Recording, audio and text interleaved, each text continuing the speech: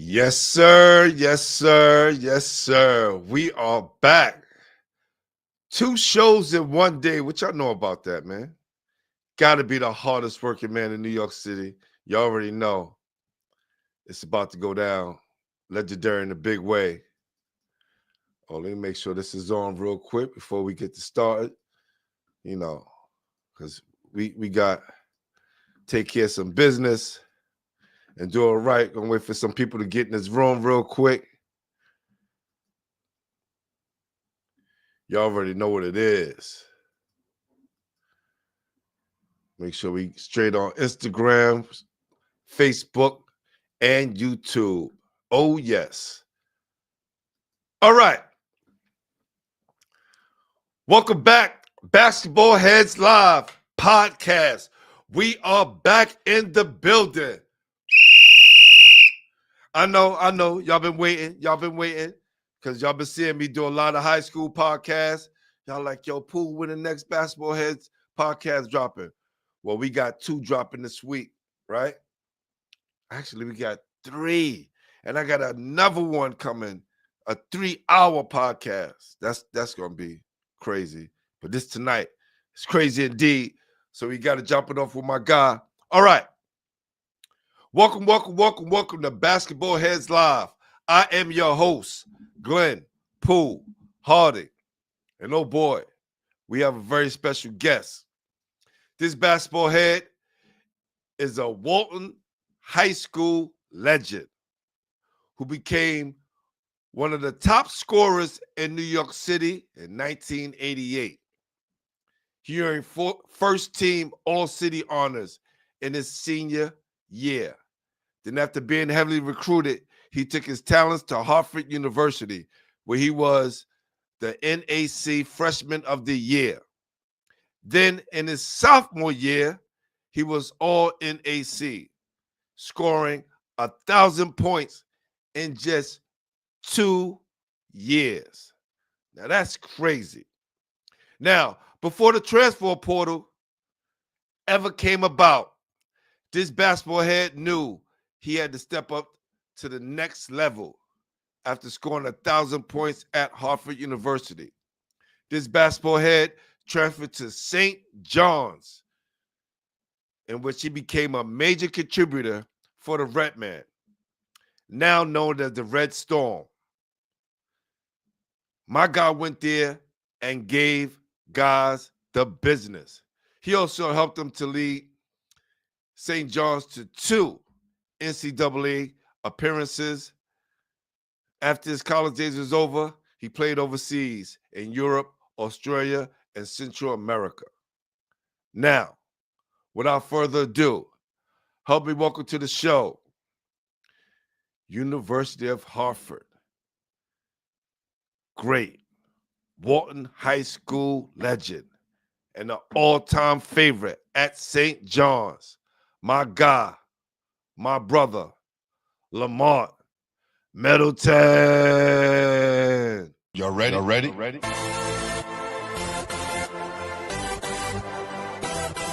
Yes. You have just stepped into the world of chaos. Where everybody goes hard. Come on. Go hard.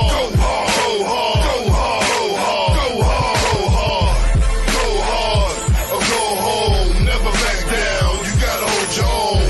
Go hard. East Coast. Go hard. West Coast. Go hard. Midwest. Go hard. Dirty. Hurry up, everybody. Get online, buy your tickets, cause the game about to start.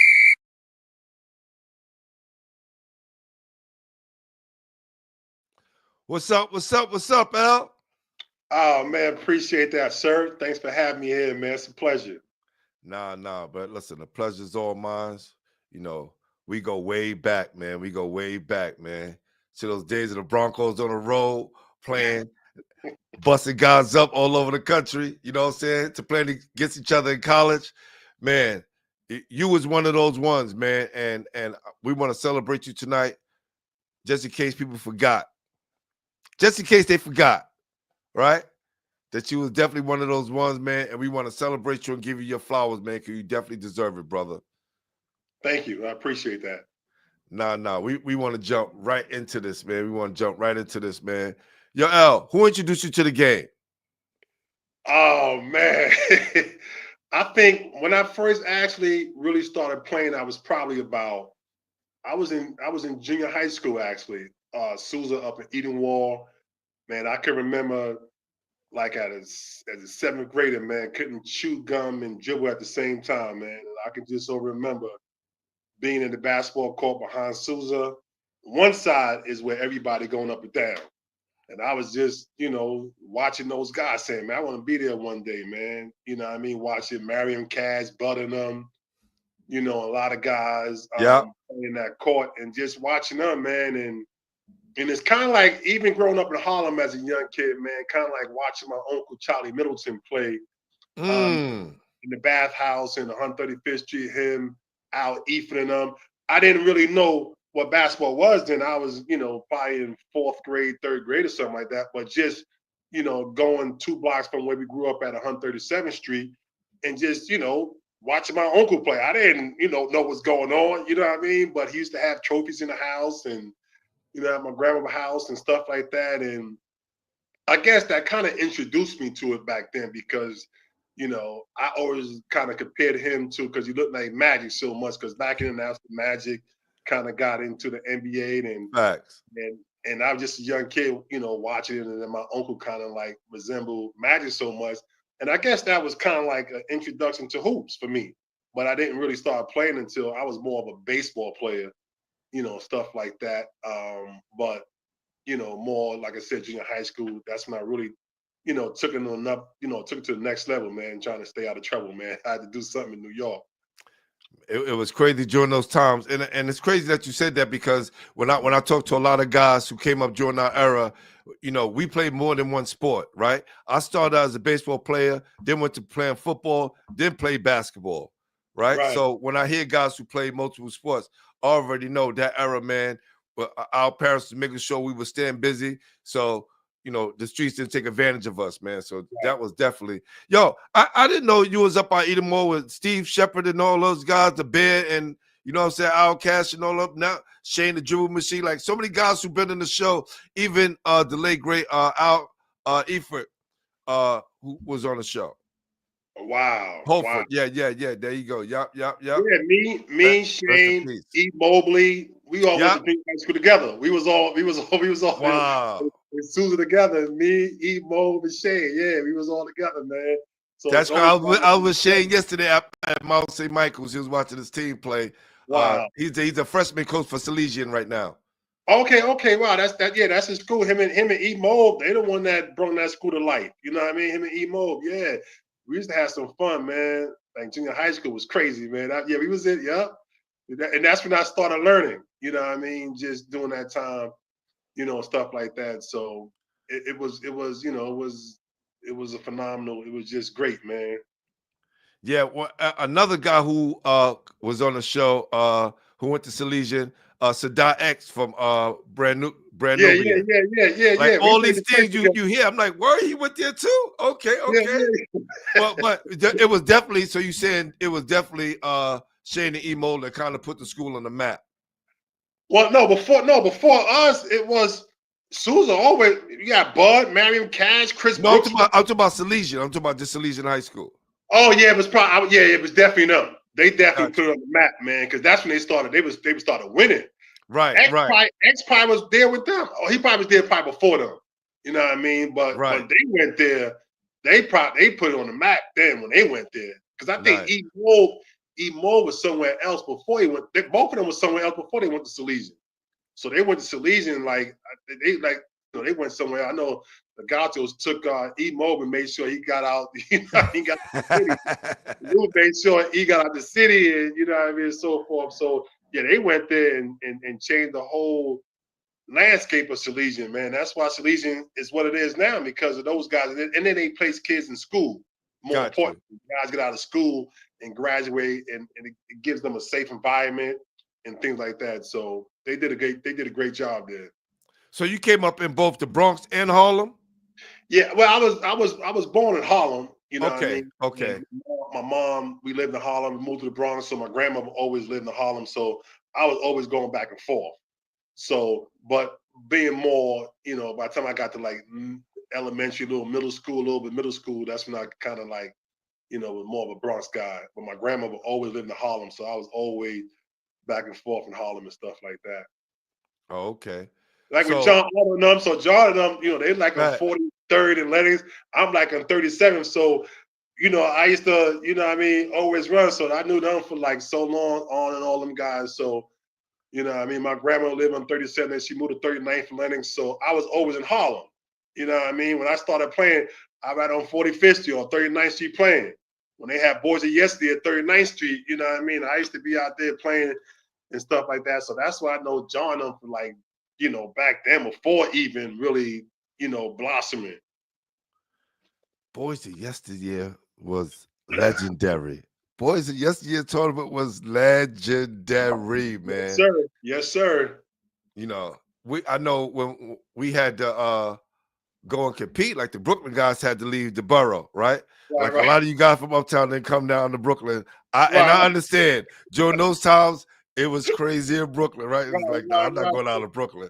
But we right. got a chance to go up there and compete against you guys, man. And that tournament, man, is one of the tournaments that definitely set the kind of parameters as far as uptown and New York City during that era, man. That was great basketball for us coming up. You know what I mean? Yeah. And then, all the guys, you think about like a Citywide or Boys of Yesterday, every borough That's a was fact. playing. That's a Everybody fact. played Citywide and Boys of Yesterday. So that's how we got to kind of, know each other. Like, guys from Queens, guys from Staten Island, Long Island, Brooklyn. Everybody was coming uptown and playing those tournaments. Or if you playing with the Church, if you playing with the Broncos, if you playing with Riverside, that's who you playing with. You That's a playing with fact. people from all over the city. So That's a that's why fact. our relationships was really built, man. How basketball, can just change your life, man. You know what I mean? With the brotherhood and being cultured and just getting off the block. You know what I mean? Give you the opportunities and just that confidence to do whatever you want to do. Nah, you hit it right in the nail, man. You hit it right in the nail. So, like junior high school was the time you kind of got serious about ball. Like, was it in gym class or you went out for the team with your guys? How did that transformation take place? I think it was a combination of that. It was I kind of liked it in the beginning. Again, I couldn't chew bubblegum and dribble at the same time, you know what I mean, as when I was in like 7th grade. But I think it was just I wanted it so bad. And then I could just remember just playing, making the junior high school team like in like the 8th grade. You know what I mean? And one of my, close friends that I used to hang out with all the time, Mike Banks. Mike, the one that put me up on like Walter Berry. I didn't know who these guys was. Yo, Ellie, Right, you don't know right. Walter Berry, man. You got to go. I'm like, who Walter Berry? I don't know Walter Berry, man.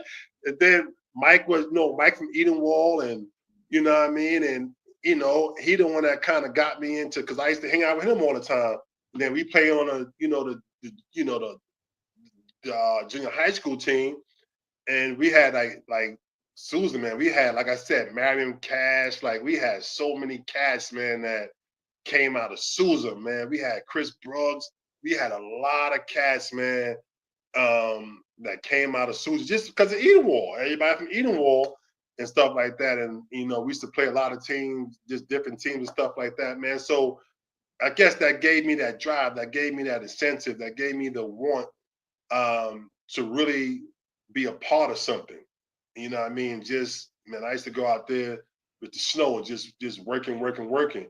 And then I just developed, man. Just it was not an offensive type of guy, but everything initially with me was just, I can play some defense. I can't shoot and stuff like that. I might not get through, but I could guard somebody.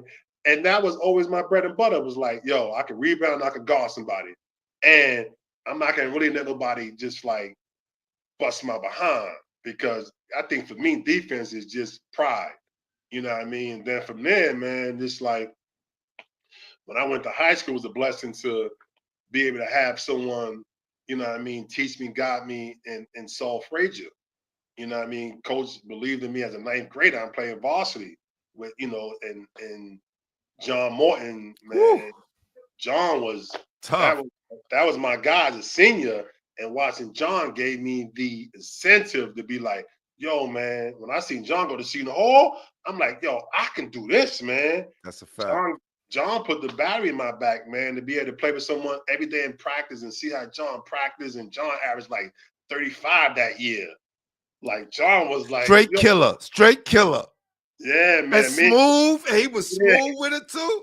Silk. That's what we call him, Silk, man. Silk. John was the one, a quiet dude, but get on that court.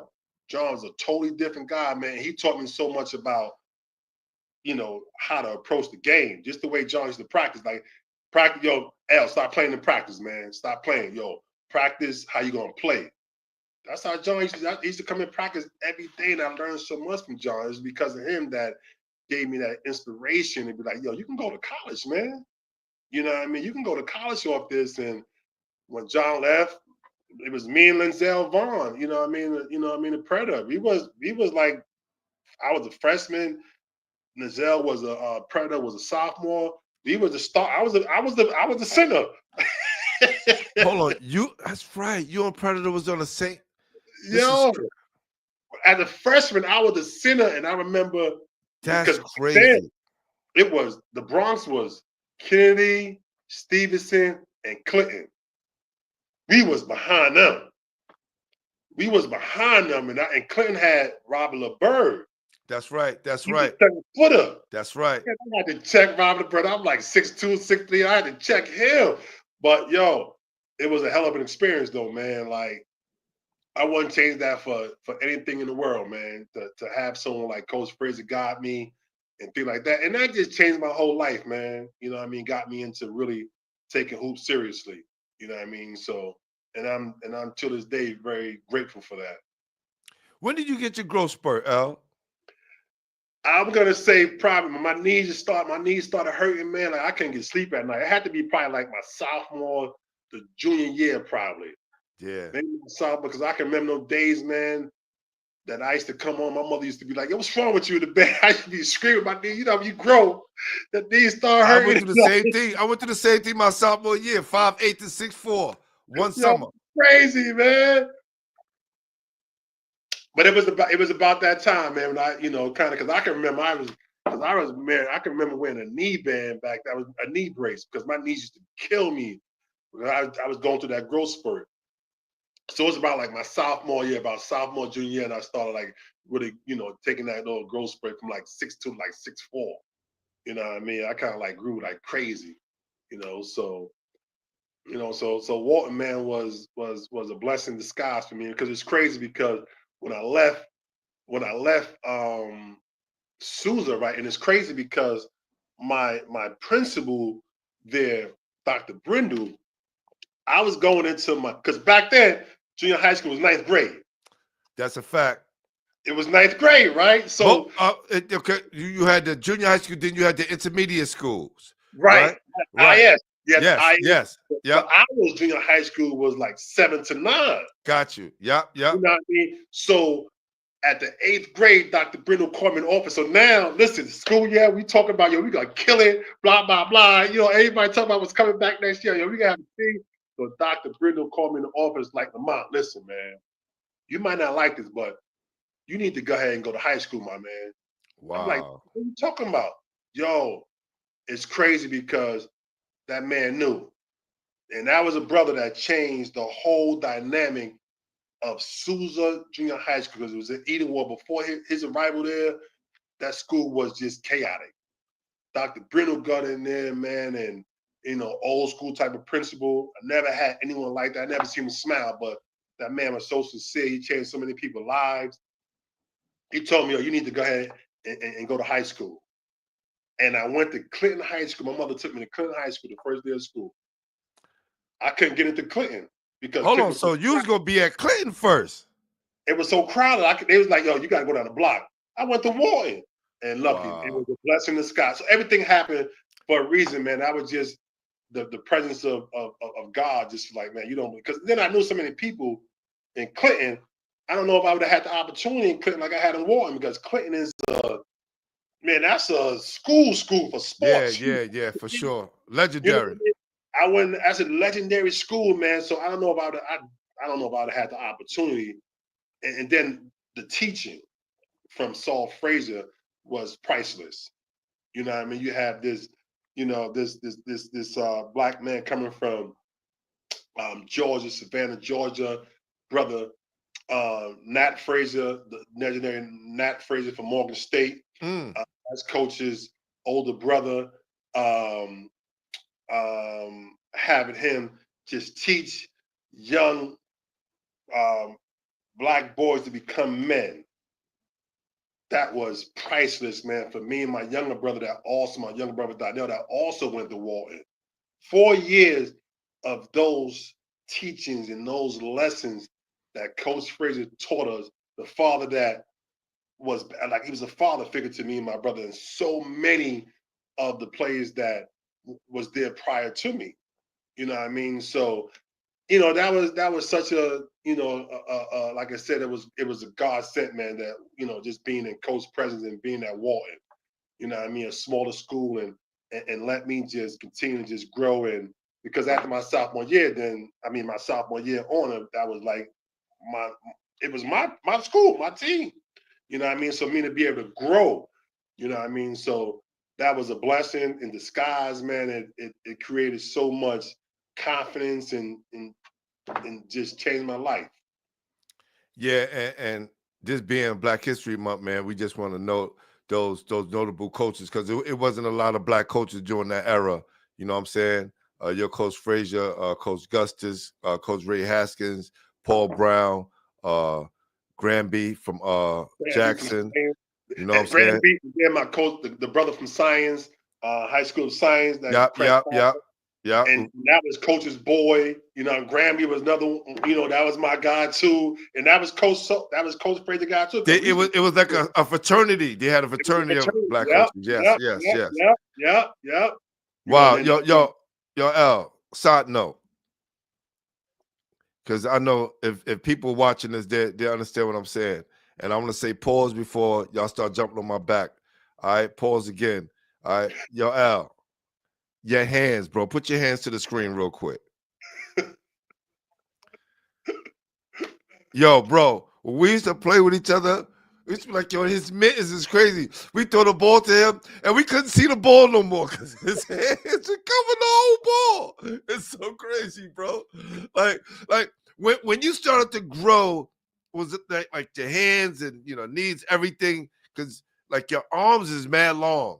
You know what I'm saying? Pause. And you were able to do some dynamic things on the court. Like when Coach Frazier was helping you develop into the ball player that you became, was it, you know, his natural instincts to put you down low because the way, you know, your build was and how strong you was? Yeah, I think definitely, because I think just my aggression of life. So let me tell you a funny story, right? So my freshman year, right? So me and Predator, right? So we it's me and Predator, and so I was like the middle, I was the center, and then Predator was like the 4, and then we have one of my other guys, I think Larry was like the 3. So Larry's probably like he was a starting 3. So they used to call us John Morton and the Mummies, right? Because I can remember the time, man. Because Coach used to have me and Pep, me and Lizelle used to just be on the side before practice, working on layups. Because when John used to pass us the ball all the time, you know what I mean? We used to miss a lot of layups. We just wasn't, I know I wasn't used in that pressure, you know what I mean? You playing with John Morton. That's John right. State and scoring. You know what I mean? I seen John give Clinton 45. I seen him, give Kennedy, Columbus. Man, he's giving up 40. And I'm watching it, and I gotta be ready. You know what I mean, for John to pass you the ball. So it's so funny. Like I said, sometime before practice, hit. put your hands up. You know, make sure your hands up when you catch the ball. Lay the damn ball up. You know what I mean? And sometimes, you know, towards the end of the season, John like, yo, man, if y'all don't catch the ball, I'm not passing you the ball. That's so a fact. I remember a lot of those times. They go, John, wide open. Nah, man, because you gonna drop it. You ain't gonna make the damn layup.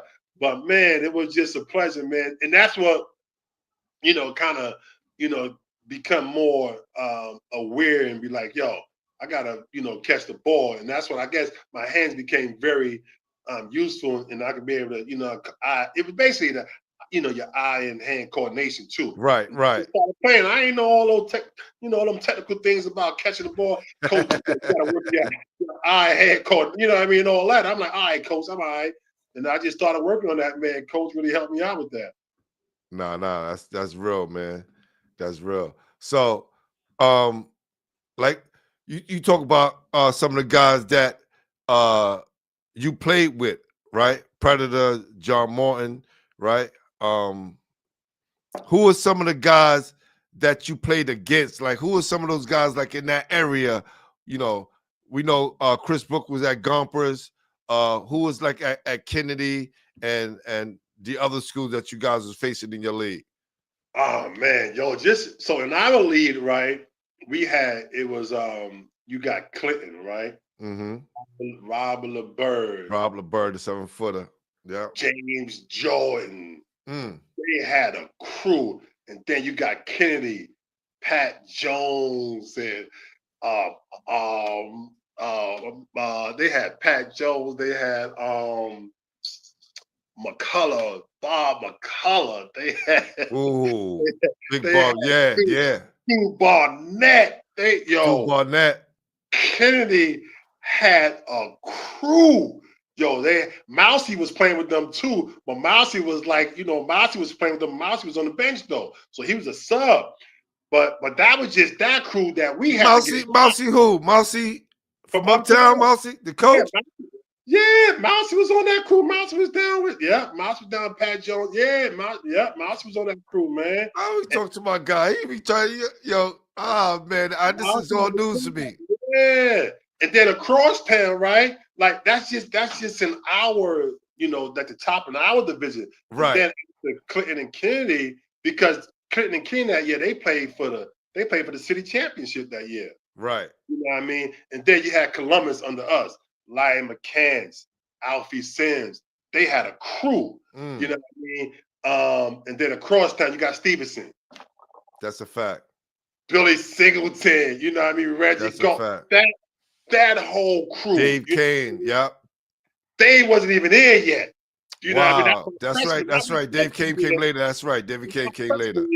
But after that, me and Dave started battling. You know what I mean? But man, the Bronx was one of the toughest divisions. And that was our first year in the A division because we left the B because we was always winning the B division. Right. You know what I mean? And I think that year we did play.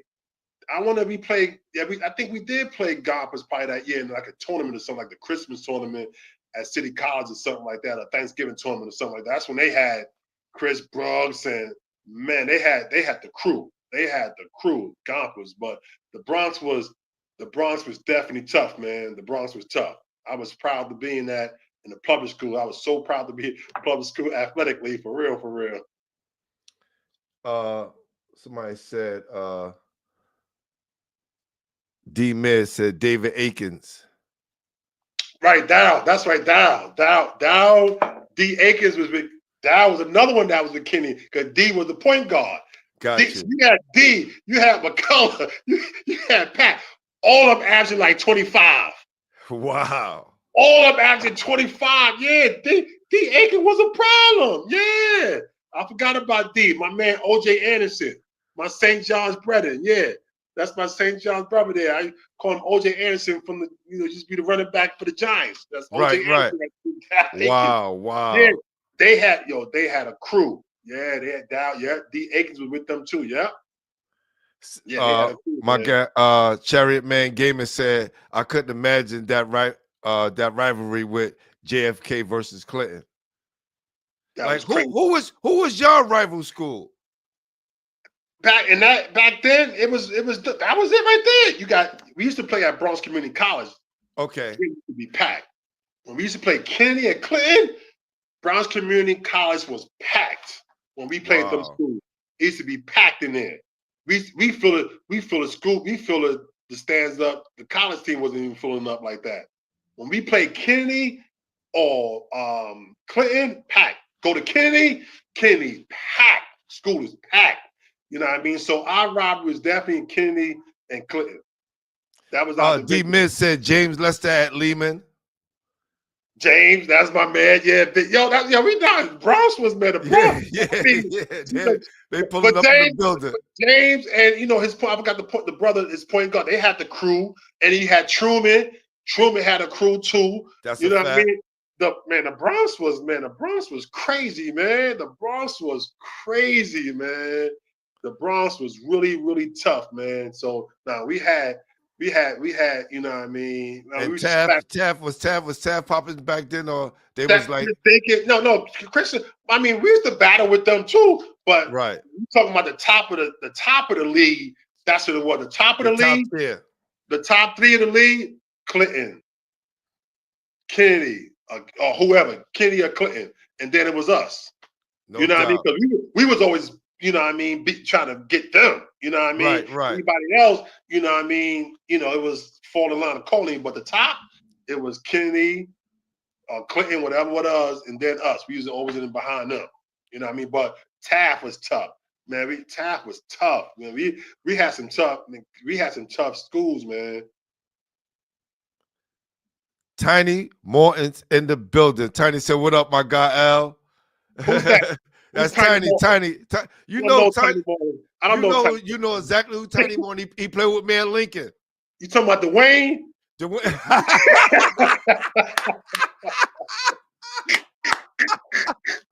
Yes. Nah, that's my brother. That's Dwayne Morton. That's right. That's right. That's my brother. Yeah, you already know. That's a fact. Yo, so what year did you like coming to your own? Like what year you started to come into your own? I think, let me tell you something crazy, man. I think between my junior and senior year. Now, let me tell you a story what got me there, right? This is going to trip you out when I tell you the story. So, my junior year, that summer going into my senior year, my junior going into my senior year, right? So, we had 5-star camp. We in Pennsylvania, so we got the whole New York crew there. We got me, Malik Sealy, Red, Adrian, Brian Reese, Jerome Hunt. We got so many New Yorkers in the building, right? Alonzo Mourning, #1 player in the country. Malik was in there. Malik was, I don't know, he was probably, so he in the top 10. Malik was in the top 10. Right. So we in there, we hooping, right? So during the midweek of the camp, right? This is funny. You always have a visiting coach to come and talk to the players, right, during the midweek. So all the players, there's a couple hundred of us in there, right? Mash was there. Mashburn was there too. Mash was at the camp. So it's about a couple hundred of us. Guest speaker. Guess who the guest speaker was? I can't make this up. Rick Pitino. Wow. I think Rick, he might, yeah, so he was the Knicks coach at the time. Gotcha. Yep. I'm in there, right? We in a whole, like I said, it's a couple of hundred of us in there, right? I'm sidebarring, talking to Red. I'm talking to Adrian Autry, right? So Rick see me talking to Red. He throws me out the session. Yo, get out the session. Now me and Red's talking. You don't say nothing to Red though. Why? Red is an All-American, right? Red's an All-American and all that. He throws me out. I'm vexed. I'm mad, man. I'm really mad at this. Like, yo, why are you picking on me? I wasn't the only one talking. So I'm saying this to myself. I'm like, all right, cool. Camp went on. My team, we had Crawford Palmer, big 7-footer that went to Duke. Dexter Boney. Dexter played at UNLV. Sean Smalls, Sean Smalls, he played with Mashburn at Cardinal Hayes. He was the point guard. Mm-hmm. Right? This is like, we had a crew. Yo, I'm mad. That really got me going. Yo, Friday come, championship time come. We made it to the championship because I'm in there killing. I'm mad. We played Zoe and them team, Alonzo team. And you know what else got us mad? Malik leading the camp and scoring that year. So automatically he's supposed to get MVP. That's a fact. That's a fact. They gave it to they gave it to Zoe. So New York is, yo, we mad. Like, yo, Malik's supposed to get the MVP, but Lonzo's the #1 player in the country. Cool. That even gave me more sense of like, all right, we get to the championship game, I'm killing them. MVP, we win it. We win the chip. We beat Alonzo. Alonzo mad. I got MVP. I remember golf giving the MVP trophy. He was like, MVP trophy from a guy from a little school named Walton in the Bronx, Lamont Middleton. I'm like, yeah, we leaving with something. Wow. I mean, we That's leaving right. with something out of here, yo. You're the whole New York, because you know, you go to camp, New Yorkers, we stick together. We could be from different places in the city. Once we leave the city, we all New York. That's a fact. It's a wrap. You know, I mean, even remind me one time. So hold on. Time out. We gonna let you skip past this, right? And Tiny said, "Tell it all, too. Tell it all." Yo, did you bust Alonzo Mourning ass? I got MVP, man. I got MVP, man. Yo, me and Zoe used to go at it a lot, though. Me and Zoe used to, since high school, Boo Williams tournament, St. John's. Yo, we had a lot of respect for each other, man. We had a lot of respect for each other. I remember when Malik told me when they got drafted, right? And Malik told me, he's like, yo, L, they was somewhere, they was at the camp or somewhere, they was at the combine or something like that. He was like, yo, L, Zoe asked about you too, man. He was like, yo, Zoe asked about you, man. I was like, nah, because when Zoe, that like Georgetown, part of their rebounding techniques and all the centers at Georgetown, they rebound, they like this. They all used to come like that. That's a and fact. Zoe used to be like, I mean, once it was Zoe, give me one of them elbows, man. Yo, we're gonna be fighting, man. Let's smack you with this big ass head I got. Zoe just started going at me. I'm like, all right, okay, hit one of them elbows, you see what happens. You know what I mean? Like, nah, we're not having that, man. I'm gonna give it back to you. You're gonna have to take it. I can take it, but I'm gonna give it back to you. You know what I mean? But it would just mutual respect. That's just that competitive spirit and stuff like that. Look, if you was 6'10", guarantee you NBA Hall of Famer, because you're like Moses Malone, right? A shorter version, just because you was overpowering guys bigger than you, and these guys really could block your shot. They got to take that pain, and then after that, you kind of wear them out, man, because I could imagine that game between you and Alonzo, because he was punching everything back then. And for you to get MVP against him during his prime and, years when he was, punching everything in high school, that's crazy. Now, when you talk about Malik Sealy, right? God rest his soul, right? Let's tell people about who probably never saw Malik play, how good he was, man, and why he is the legend he is today. Oh man, let me tell you about this. So the history, right? So Malik went to Talenttown, right? I'm up the block at Walton, right? We played Riverside like in 9th grade, right? Now Malik was a center in high school. You know what I mean? He had Red and Reese. They had the Talenttown. I used to go watch them on Friday nights. I'm like, yo, I gotta go watch. I had to go and that's something that we did too back then, right? You know what I mean? Yep. Yeah, it's my boy. But Joe, tomorrow when we playing tomorrow, it's gonna be personal. It's gonna be personal. I could come watch it, but tomorrow it's gonna be personal. When we play together. So it's crazy because watching Malik develop and then playing with him too, right? Playing with him, Malik was like damn, just running crazy long and filling the lane like crazy, he's like a deer. Malik was to run crazy. So watching Malik develop, man, was crazy. I can remember from the 9th grade, 10th grade, and he's a center all these years in high school. He's playing center, right? St. John's recruiting me. in high school. I remember, man, it's so crazy. I remember Coach Connecticut, in the Bronx at my school, him and Coach Red. I'm like, yo, what? Like, Coach Connecticut said, it was crazy. But I knew I was going to go to St. John's because I'm like, Malik is going there, so I'm not going to St. John's, right? So, and then Hartford started recruiting me when I was in the 10th grade. Malik is at St. John's, right? And I'm at the University of Hartford. This is crazy. So I'm watching the game, they playing and all that. Malik playing small forward now because you got Jay Will, Billy Singleton. Yeah. Malik shooting bricks. Man, he breaking the glass. Man, he's shooting bricks. But let me tell you, watching Malik develop in person, I'm watching this man develop. In my mind, it's so funny. I just talked to somebody the other day. We laughed. I'm like, yo, I was talking to one of my St. John's guys, me and Chuck Sprawling. He's laughing the other day about Malik. Like, nah. What Malik gonna do? Malik gonna get you the baseline fast. He pulling. He ain't taking no more than 2 dribbles. He ain't taking no more than 2 dribbles. My lady called it. So no more than 2 dribbles. That's all he's taking is 2 dribbles, and he's pulling up. That's all he's doing, right? But his efficiency was crazy. But I watched Malik develop into that.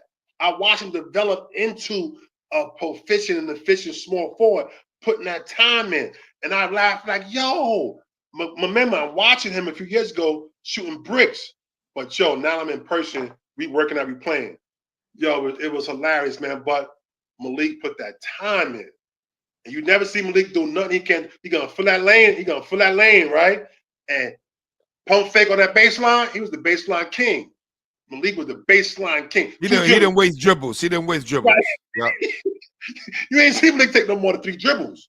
But he's putting the ball. He rebound. He gonna rebound. He gonna block some shots, and he going at you. So Malik was special, man. He was and it's crazy because I would go to war with him. You know what I mean? That was a guy that I knew for so long. And it's crazy because when I was transferring from the University of Hartford, right, my first option was to go to Rutgers. Back then, the school had to release you, right? Right. University of Hartford released me. Then I'm like, cool, I'm going to UMass. And Coach Calipari was there. Kennard Robinson was there. Kennard was like, yo, Al, boom, boom, boom. Yo, because we from the same neighborhood. Right. I was on being a payphone calling Coach Cal. He's like, yo, you should come. Because I was a freshman. I was the freshman of the year in the whole New England area. Freshman of the year in the whole New England. All-American as a freshman. You know what I mean? So Cal wanted me to come there. That's when they was doing it. Yeah, let's slow down. We want to speed right through this, right? Because I want to pull up something real quick. He said, Coach Chariot Man Gaming said, "What's up, Coach Tiny, a legend. See you all the time back in the days in the 2000s. Tiny Morton, Tiny getting love. Said Truman was battle during the game. Then getting home was crazy." Yeah, no doubt. That was crazy. Yeah. That was crazy. Kubi TV said, L Train, my man. Chris Ramirez said, L did his thing in the USBL. And for Sid Jones, United Brooklyn. Rest in peace, Sid Jones. Yes, sir. As well. Yep. RP Talaton, Best, Malik Sealy, Jerome Holmes. Yeah. No doubt. Yo, L, I want to put this up on the screen real quick. I want you to check this out. I don't know if you can probably see it because you're on your phone, but I'm gonna put this out for some of the people so they can see how crazy that year was, right? Let me see. Boom. Right? So wow. 1987-88, Steve Post was Coach of the Year, Stevenson Player of the Year, Kenny Anderson. First team, Kenny Anderson, Lamont Middleton, Malik Sealy, Robert Wardan, Gordon Winchester. Second team, Adrian Autry, Omar Lee, Brian Reese, Kurt Taylor, Alvin Rich, Michael Thompson, and Danny Torado. Wow, that's crazy. Oh my God, that's crazy. And to know all of them and play with all of them, that's the crazy part. I play with all those guys. That's a fact. That's a Even fact. even 02. I went probably with the Broncos probably or something. Yep. Look. I had on the show. Was talking the most. Yo, I gotta get on the phone and let him know you on here. I gotta send this to man. Yeah. He in Boston. Wow. Yep. O's in Boston. Yep. For That's sure. amazing, man. Nah. This is crazy, man. This is crazy. Now, John was talking about our days playing with the Broncos, right? Because I'm saying to myself, I'm like, what's it? Empire State games with the Broncos? Like, he was like, come on, man, with the Broncos. I was like, that's what it was. That's because I tell people all the time, during that year, me, you, Tiny, Sean Williams, Bernard Mitchell, Juice, Anthony Joseph, right? Mark Brown, Jason Williams. We beat Riverside and Gauchos that year, right? And then we went down to the Boo Williams to play in the Nationals. So many players from the Lloyd Daniels, Arnold Bernards, Brian Reese, Dow Reed, excuse me. You know what I'm saying? Like all these guys that was official back then playing against each other, and it was only 3 AAU teams back then. It wasn't like 1,000 it is now, right? Because you had all the best ball players playing with and against each other, and it was only 3. You didn't make those 3, you had to kind of wait your turn. Yeah. You know what I'm saying? So when we went out of town, we was already battle tested, and we was already ready for the nation because we had all our best ball players. Not like it's now, you maybe got 1 or 2 guys that's on the team, and that's kind of it right there. But man, those were the days back then. So let's talk about some of the teams you was getting recruited by. I know you was about to mention that, right? Like how was your recruiting up to that point, and why did you choose Hartford University over everyone that recruited you? Well, I was like most of the schools was like mid-major schools. I had a couple of like Providence, just growing up, right, as a kid, right? Again, going back to John Morton, right? John Morton gave me that inspiration. When John Morton went to Seton Hall, I can remember as a kid, 14, 15-year-old kid, I had like a book that I kind of wrote in. And it was kind of like a book I used to always get. I used to go, me and my brother, our little crew, we used to always go to Garden and sneak into the Garden and watch the NBA games and open autographs, right? And I can remember like all the schools that I inspired, I dreamed of, right? And this is the importance of when I speak to kids, I tell them about the importance of a dream and always dream. It was all Big East schools that I wrote in that book. Georgetown, Syracuse, St. John's, Seton Hall, Villanova, because these are all the schools that I've watched and envisioned on TV. You growing up as a kid in NYC, St. John's, Syracuse. It was just like, yo, especially you know what they did, you know what I mean, so forth. So those are all the schools I dreamed of. Now I had a couple of Big East schools. I remember at 5-star when Calipari was at Pitt at the time, right? And he was one of our coaches at 5-star. And I remember telling him, yo, I want to go to Pitt, man. I remember telling him this. He told me, well, we recruiting Malik. We need somebody bigger. I'm like, for real? We need somebody 6'8". Oh, okay. And again, it was all personal. It's personal. Right. Wow. Because I can play at Pitt. I can play at the Big East. So, but for me, it was about loyalty because I had a lot of schools in Atlantic 10 that was recruiting me. University of Hartford was the first Division I letter I got as a 10th grader. And they was on me. They actually came to watch Billy Singleton play. He played against Stevenson. They was recruiting Billy. They was like, Billy, you get this young kid here. You know, Billy was a senior and I was a sophomore. And they started recruiting me. And my coach used to drive me up to the school. We used to drive to Hartford, me and Yoda, Johnson, Giorgio. Coach used to take us up to the school to watch, you know what I mean, the University of Hartford play, you know what I mean, and so forth. So they was on me. And it was just, and I kind of stuck with that. And you know, I'm glad I chose that because my confidence just shot from there. Like I started, you know, destroying that lead and just had the confidence, like, man, I had bigger dreams and aspirations for myself. And that's when, you know, if it was a different structure and perhaps better, because back then the better treatment and communication with the coaches was, you know, it was lacking back then, especially at my school. Although, you know, coaching was, you know, it was cool. My coach, Coach Fallon, you know, rest his soul, was a very competitive coach. Coach was, you know, he played St. Francis, PA. Coach was he was one of them coaches from West Hartford, white coach.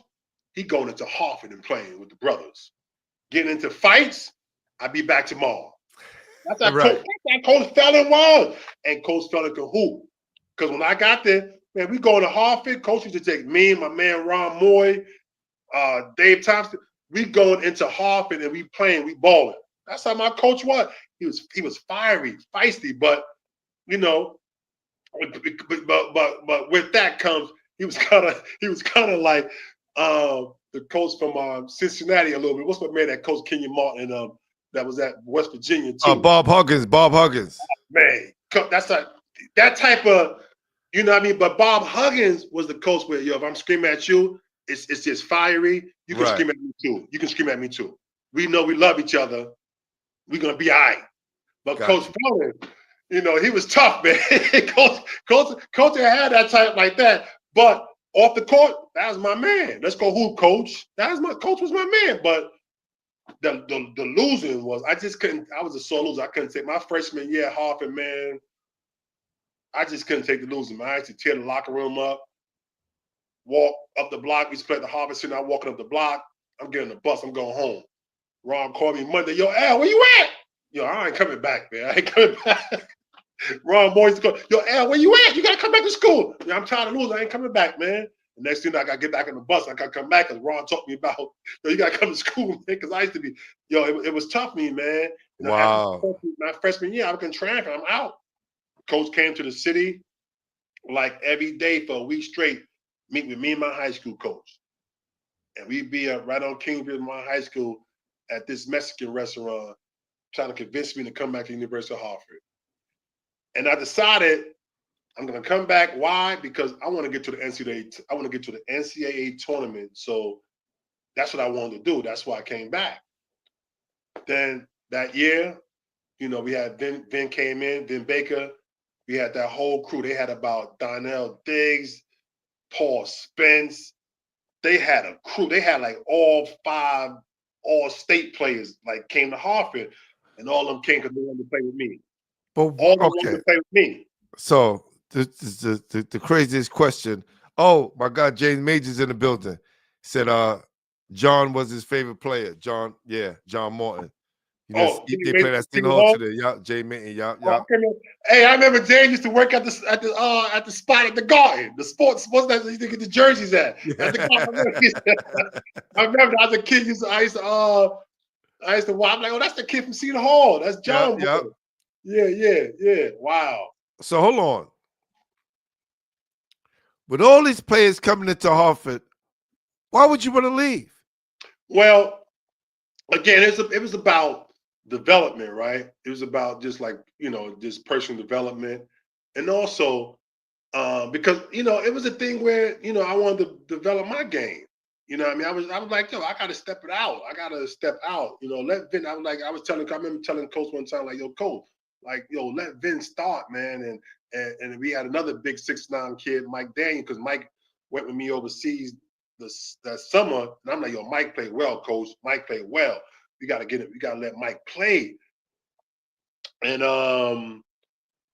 it just didn't work out that way. You know, I think instead of really inspiring those guys, let those guys get those licks, Coach just kind of like, I don't know, just this is coaching style. You know what I mean? I think it kind of hurt us. You know what I mean? And then I just got really frustrated. You know what I mean? I remember us playing in a tournament, in our conference tournament, and we play in Vermont, right? With Kenny White. Remember Kenny White from Staten Island, Right. shooting kid Kenny. They had a nice team, but we beat them twice by like 20 points during the regular season. So, and it is, first half we up by like 15. Coach took me. I'm like, yo, coach, nah, we got to keep the gas on. Don't take me out, coach. I remember sitting on the bench telling my man Ron Moy, like, yo, we lose this game, man, I'm out of here, man. And we lost the game. And I'm like, yo, I'm out. I'm leaving, man. You know what I mean? I'm leaving. I ain't like the way, because remember, I came back because I wanted to take that school to NCAA tournament. And then me personally, I had to develop. I wanted to develop. I wanted to step out. I was, you know what I mean? Start working on my game. I wasn't getting that there. You know what I mean? So, and then I always, I just needed more. I just wanted to challenge myself more. My dream was to play at St. John's. You know what I mean? That was my dream, to play at a Big East school. That was my dream. So Hartford helped me and to really become that confident player, that confident person, and so forth. So it was time for me to move on. It was time for me to grow. I kind of outgrew that situation. It was time for me to grow. How much was you averaging back then, Al? My friend, it was probably like 15 for like both years, 15, 16, like 15 one year, 16 the other year. Okay. So remember I told you off camera, I said, yo, you was kind of revolutionary back then, right? You didn't get a lot of guys transferring up, right? You got guys transferring laterally or down because they wanted to get more playing time. You really had a guy that was transferring up during our era. And you had to sit out a year, right? So that was another problem. Today, you had played right away, and you probably would have had $1 million in your bank account because of the NIL situation. 30 years late to the party. Isn't that crazy? we all late to the party. Yeah. We all late to the party. But at that time, it was kind of unheard of. And when you did it, and then when you went to the next level and you still were successful, we all applauded you for that, brother. Because it took a lot of guts to do that. It took a lot of guts coming from Hartford, going to St. John's at that time, and you took a chance and you bet on yourself. Let me tell you something crazy about that, man. I remember New York Times writer, right? The brother, Bill Roden, the author for $1 million. $40 Million Slave. $40 million. Yes, I read that book. Awesome book. He did an article on me when I was at St. John. I believe it was him. Yeah, because I remember he did an article and he was talking about how, you got a lot of naysayers, man, that said you can't do it. You can't come from Hartford and be successful at St. John's. But that's a part of the gamble. I've always betted on myself in life in general, man. You know what I mean? You got to invest in yourself. You got to bet on yourself. And it was all that, man. Just people saying that. And I'm like, okay, cool. I remember a guy was saying, yo, man, Malik leaving. How you going to replace Malik? I'm like, I ain't here to replace Malik. Right, right. Malik, that's that, you know what I mean? That's my guy, you know what I mean? And so forth. And, I'm going to be who I'm going to be because it's not going to be another me. You know what I mean? I came in and I'm going to represent my city well. I'm going to represent St. John's well, you know what I mean? And things like that. So it was an honor. So I'm going to make sure that I'm going to do my part, you know what I mean? And so forth. So I got the best of my ability. I did the best I could do. And that was that. You dig? Yo, all freshman of the year in the NAC, all NAC, all Big East 2 times. Like, yo, bro, honestly, there's a, excuse me. There's a saying, man, if you're not happy at your home, man, create a new place to live. And you did that. You know what I'm saying? You did that to the best of your ability, man. And how was that transition coming from Hartford going to St. John's? Like, what was that transition like? And when Man, did you finally catch on? Or was you lucky you had to sit out a year for you to prepare? I think that played a lot to me because just the whole adjustment, right? Now, that was night and day. But I'm gonna start from the fundamentals, right? And I tell people this, like, especially like my son, he played at North Carolina A&T, and he played and so forth, right? So preseason conditioning, right? And I think this comes from perhaps experience as a coach, right? At University of Hartford, and it was a shock to me. So the University of Hartford, our preseason was 6 weeks, right? So we start sometime in September. What practice? Yeah, middle of maybe the second week in school. We start in September. Practice was what, October 15 back then. So we got about 6 weeks, right? That we preseason, right? So our conditioning was every morning, man, 6 in the morning, we getting up, maybe 5 in the morning, right? And we running 3 miles on the concrete, coming back, doing sprints in the gym. So by the time we finish, it might be 7 o'clock, take a shower, you get ready for 8 o'clock class. Yeah. Let me tell you something. My first week, no, my first day, first couple of days, well, man, yo, we gotta get up. Well, what time is it? It's dark. What are we getting up for? Yo, I'm not running no 3 miles. No, that was me. That was me. Like, coach, I'm not doing that, coach. Yo, Lamont, you got to, everybody else, I'm not running no 3 miles, man. It's dark. I'm not running no concrete. I'm not doing it, coach. Yo, you got to do it, man. Cool. I'm a team guy. And I start doing that. I'm in the back with Will Fraser. Will, you know what I mean? Will was on some weight restrictions, so they had to make certain. Will was my guy. Will 6'8", big dude. I'm expecting Will to come and ball with me because I need you. I need a big body. Yo, man. So that was our preconditioning for 2 years, right? Yo, and then we're doing that. We're coming back. We're doing sprints. We're in the gym. Jump rope was my thing. I mean, I didn't know how to jump rope until I got to University of Hartford. That conditioning was crazy. That was one thing Coach Felton was making sure our asses was in condition. So I get to St. John's, right? And hold on, not just that. So as we driving, we going up to the buses. So this is the difference with you talking about budgets, right? Night and day, I said. So, we driving up to New Hampshire, Vermont. We got 3, 4, 5 hour trips, right? Then what's on our bus, nigga? We got, we got sandwiches and, cold sandwiches and stuff like that. This is my freshman year. I'm like, yo, coach, man, I eat no cold sandwiches, man. No, my boy Ron Moy get on me all the time. Yo, L, you crazy. Well, I'm like, yo, I can't eat no cold sandwiches. Ron's like, yo, L, what you talking about? We all eat cold sandwiches. I'm not eating no cold sandwiches. Coach, we're gonna go get some Kentucky Fried Chicken. All right, Lamont, whatever you want, man. That's what we started eating. We get in the bus, eating some cold food, going up these 5, 6 hour trips in New Hampshire, Vermont. Man, things started changing, right? So I get to St. John's. So we're talking about difference, right? What our preseason conditioning was.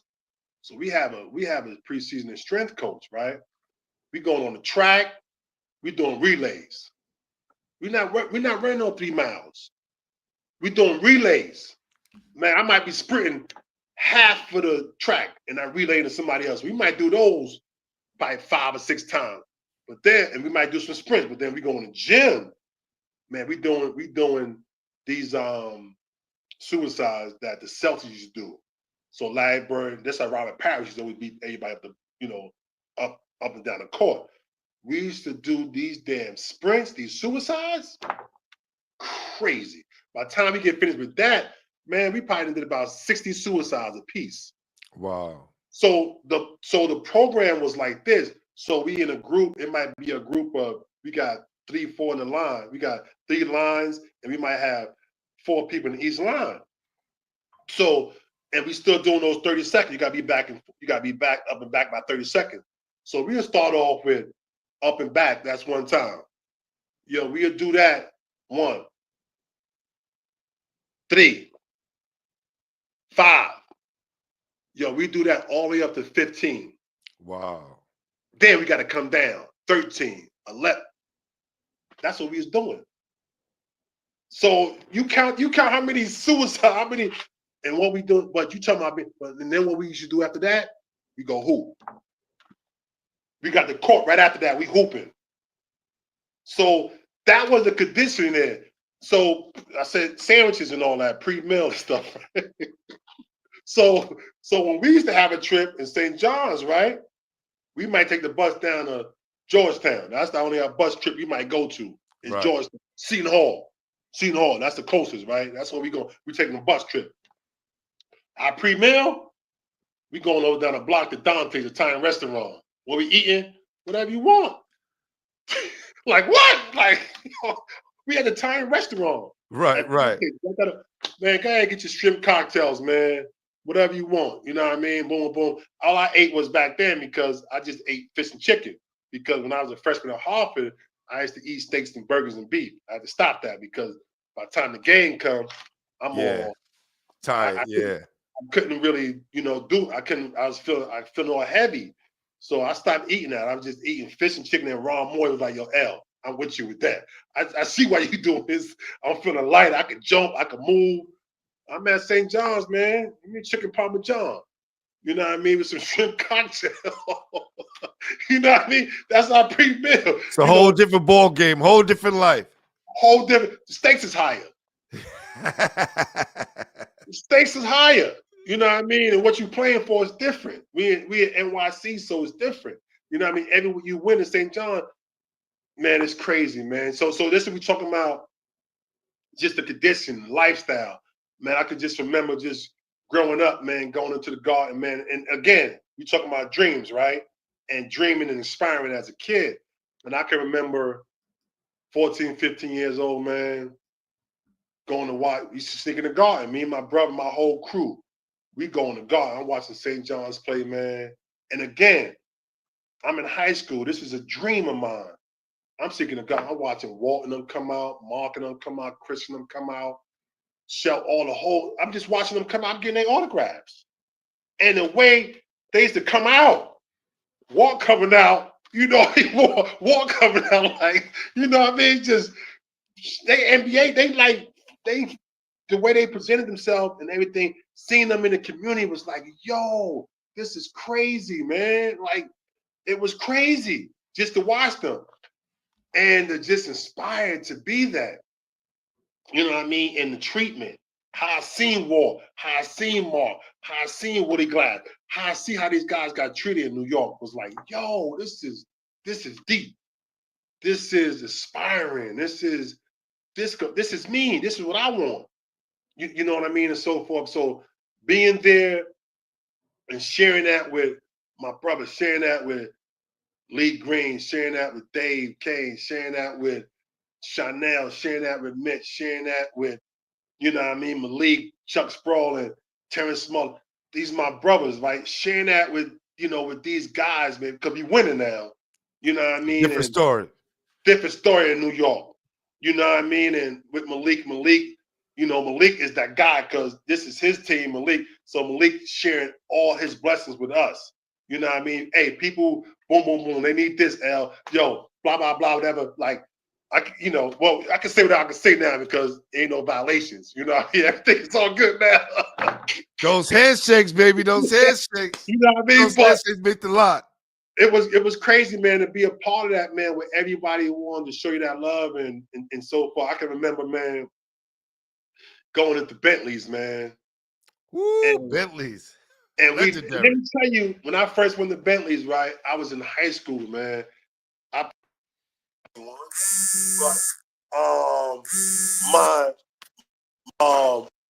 My partners, one of my partners, Alex Parker, took me there. That was the first time I went to Bentleys. I didn't know what Bentley was, and then I got there. I'm like, yo, we waiting in line. We gotta wait in line. I'm seeing all these Saints. I see Walton them in there, marking them, just walking through. Right. I didn't know anything. The Knicks players, they just walking through. Mike Tyson, I don't know what you got me at, my man. What I'm doing over here? Like, we waiting in line, you know what I mean? Then it's crazy because I didn't realize the history of Bentleys. Man, I spoke to my uncle. My uncle Charlie was like, "No, man, my uncle was Charlie. Well, from Harlem, so back then, whatever, he was in the streets, whatever." And he told me, he was like, he used to roll with his little crew, Nicky Barnes and them. This is what they was doing. He's like, yo, that was our spot, Bentleys. I'm like, what? He's like, yo, in the 70s, yo, that was our spot. I'm like, nah. And here I am. And then, 2 decades later, we rocking in the 90s, we rocking in Bentleys, like walking in Bentleys, like, oh, St. John's, oh, no, y'all good. Boom, boom, boom.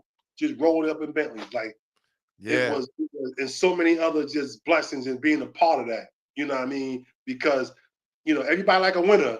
You know what I mean? When we lost, trust me, when I got back home in my hood, I would hit, yo, L, Grant Hill dunked on you like that? Like, yo, man, chill, man. That's all right. That's a part of the game. It's going to happen. You know what I mean? But, that was a part of it. You know what I mean? Everybody can really survive that. You know what I mean? Being from the city and playing, everybody can't deal with that, man. It's a lot. You got family, you got everybody, you know what I mean? Everybody everybody want tickets. Yeah, man. It was crazy, you know what I mean? So everybody can't handle that. You know what I mean? But for me, I embraced it because something my coach always told me, man, when I was young, and Coach Frazier used to always said, I never really understood it until I became, a little more mature. And he used to always talk about diplomacy, Middleton. Always be diplomatic. Coach, what are you talking about? I understand. What do you mean diplomatic? Coach is always talking about Black psychologists, Henry Clark and, a lot of Dr. He used to talk a lot of Black psychologists to us, stuff like that. And the words, it used to always enhance my diction. Always enhance my diction to speak, different vocabulary and things like that. So it was just a phenomenal experience, man. Yeah. Bentley was for the Black people, right? It was like the high class place for Black people who weren't going or probably wasn't wanted in Studio 54. So it's been around for a long time and very classy place, man. Very good experiences there.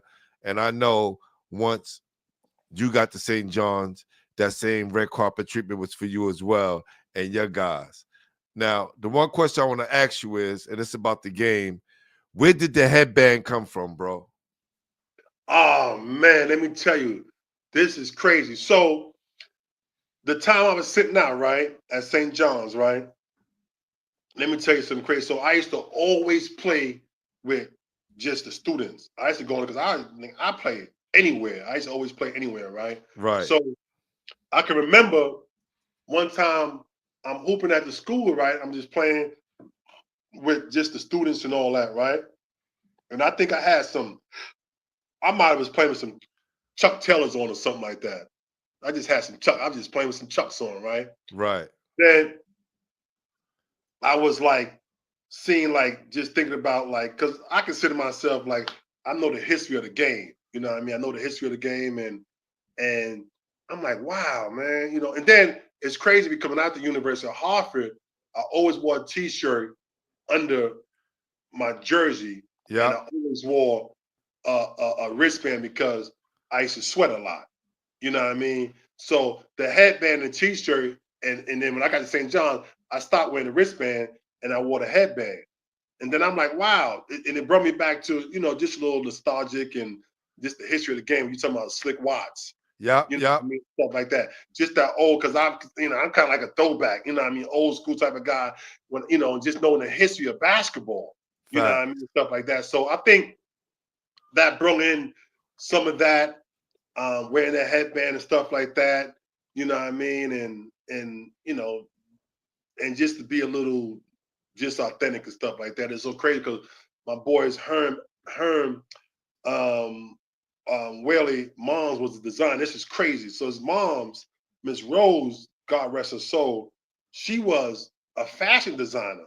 She was nice. Yo, Pooh, she made me, and let me say some crazy. This is crazy. Yo, she made me some sequins headbands. Wow. Sequins.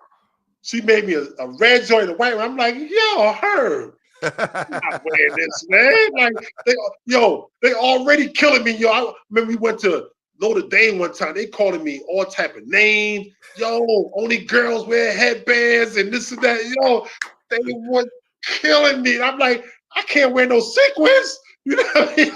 I go, she sold it up. It was hilarious. Man. I'm like, yo, Herb, I can't do this, my man. Like, I can't do this, my man. Like, nah. Miss Rose, good looking though. But I'm gonna hold on to this though. I'm gonna hold on to it. But it was too much. I can't do that. It's kind of like the locks with the shiny suits.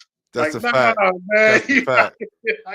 I can't do this, man. It was crazy, man. It was hilarious. So that's where that idea came from, man. Just with my history of basketball and helping me contain the sweat and stuff like that. No doubt. And the picture right here I'm about to show is you and your teammate, your guy, your brother, Lee Green, right? This picture right here, the news day of you and him. I used that picture for the poster right there, man. It was a sad time during the days of 2020 where we lost a lot of our brothers, Jonathan Duck, from Lee Green, who else? We lost Chris Brooks. We lost so many ball players. And Dave Edwards, right? We lost so many guys.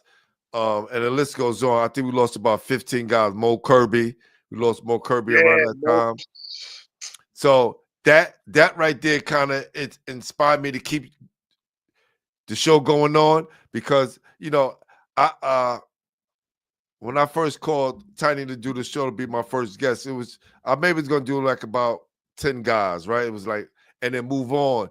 But as the news start coming out about we start losing more guys, I start saying to myself, these guys would never get a chance to tell their stories.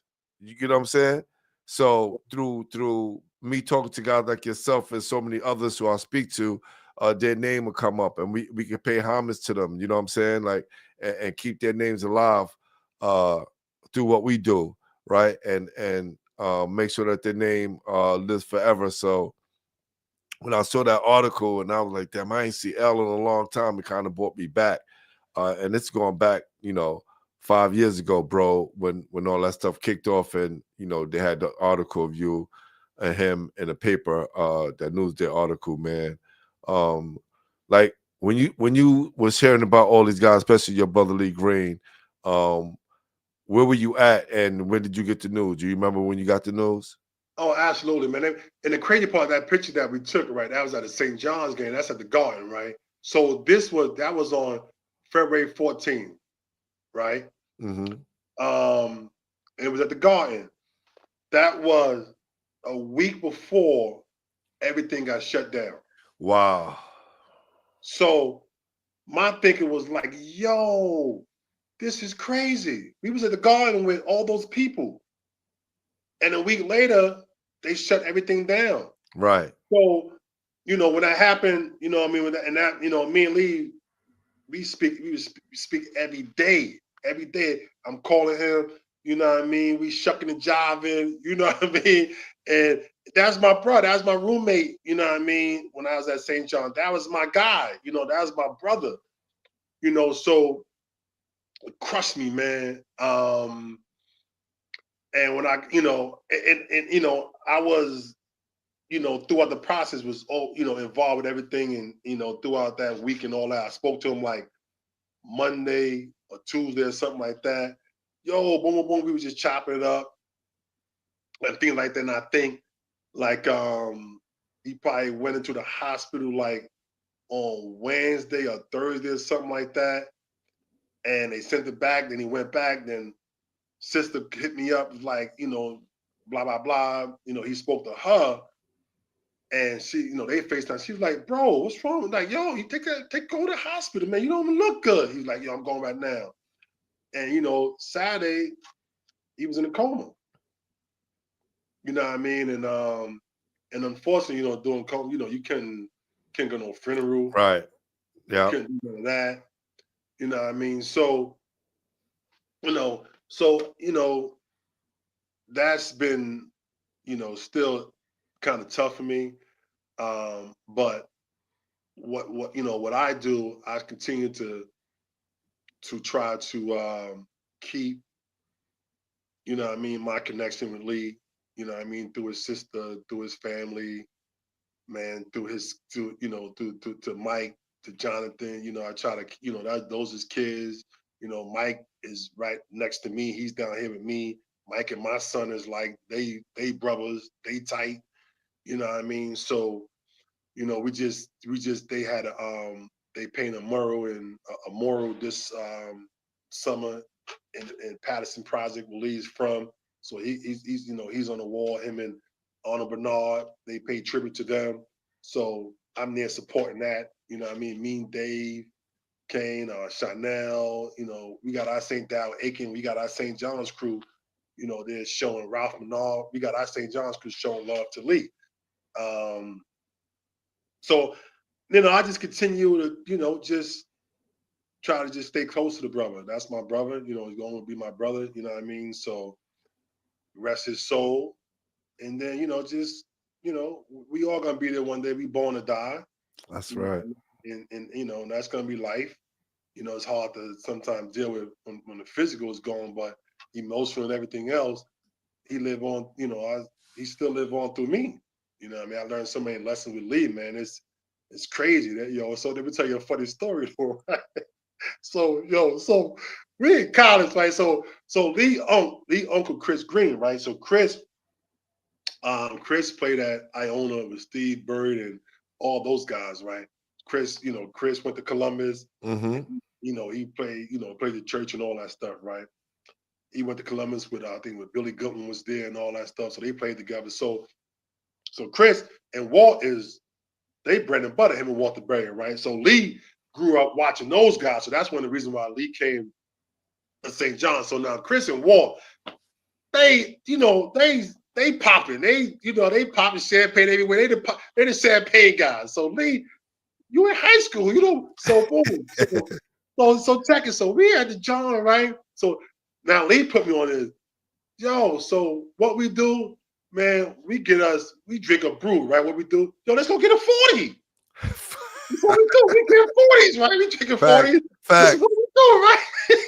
Hold on. So Lee, chill. chill. I'm gonna get some Moet. Moet? Who drink Moet? Like, I don't know nothing about no Moet, man. Let's drink this 40. So we used to, it's so funny because Lee used to go, he used to drive to Long Island, right? He go get $25 bottle of Moet. We drinking 40. Lee, what are you doing? I got this in the fridge, for a special occasion.